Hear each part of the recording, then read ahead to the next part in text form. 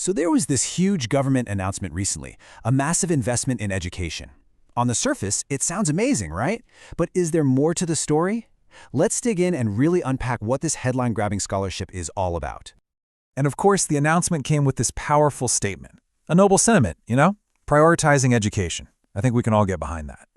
But this wasn't just talk. It was backed by a really, really big number. Okay, get this. 130 crore rupees. That is a serious amount of money by any standard, and it's all going toward post-metric scholarships. And just so we're on the same page, this isn't some minor project. We're talking about a massive program here. And who's this money for? Well, it's set to benefit 70,000 students. I mean, wow, that's potentially life-changing for tens of thousands of young people. At first glance, this looks like an incredible win for the state. All right, so on the surface, it looks like a generous gift. A huge investment, a clear commitment to students. What's not to love? But in this explainer, we're going to pull back the curtain a little bit. We're going to look behind the headline. And that brings us to the big question, the real heart of our analysis today. Is this pure generosity, or is it something else entirely? Is it a gift that's actually funded by a debt that, someone, somewhere, is going to have to pay back? To get to the bottom of this, we've got to do what investigators always do. We have to follow the money. Where did this 130 crore rupees actually truly come from? And the answer, it turns out, is hiding in the state's own financial books. Okay, and this chart, wow, it really paints a picture. This shows where Meghalaya's money comes from. A whopping 80% of it is from central government transfers and grants. Only 20%, just a fifth, is actually generated by the state itself. This heavy reliance on outside money is a huge piece of the puzzle.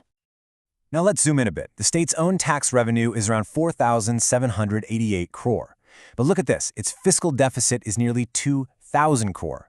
That deficit is almost half of what the state actually earns itself.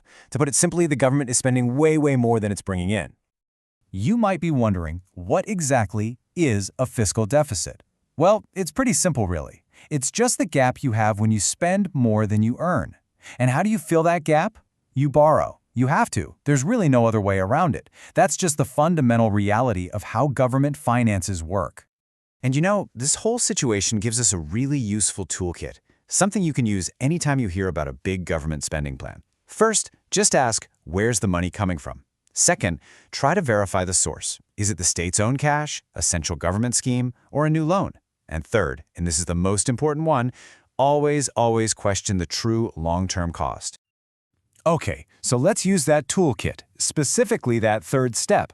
Let's try and calculate the real long-term price of this gift, assuming it's funded by borrowing to cover that deficit we just talked about.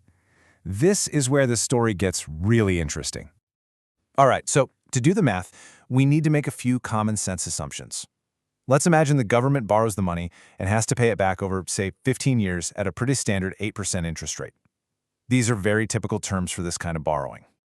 Okay, remember that big number we were all excited about at the start? That impressive headline figure, 130 crore rupees. The gift. Just keep that number right in the front of your mind. Well, hold on, because the actual true cost, it isn't 130 crore at all.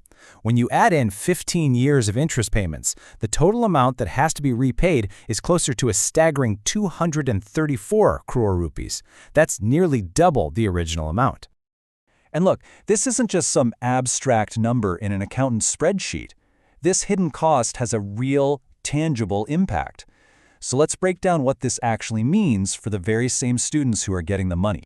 And this right here says it all. You take that initial 130 crore divided by 70,000 students, and sure, they get a gift of about 18,500 rupees today. But if you take the real cost, the 234 crore, their share of that debt suddenly becomes more than 33,000 rupees. Think about that. We are giving them a scholarship with one hand while sticking them with a future bill for almost double that amount with the other. You know what we're looking at here is a classic, textbook case of something called the debt-funded welfare paradox. A government borrows money for a really popular, visible program that makes everyone feel good today. It wins approval. But the true cost, the original loan plus all that interest, gets quietly passed down the road to the next generation. And the real irony? That future generation is often the exact same group of people who got the benefit in the first place. So where does all this leave us? It's not just about the numbers anymore, is it? It really forces us to ask a much deeper, a more philosophical question. It really comes down to a question of compassion. Is it really, truly compassionate to give a student a scholarship today only to saddle them with a hidden, much larger debt that they and their entire generation are going to have to pay back? That's the question we all need to think about.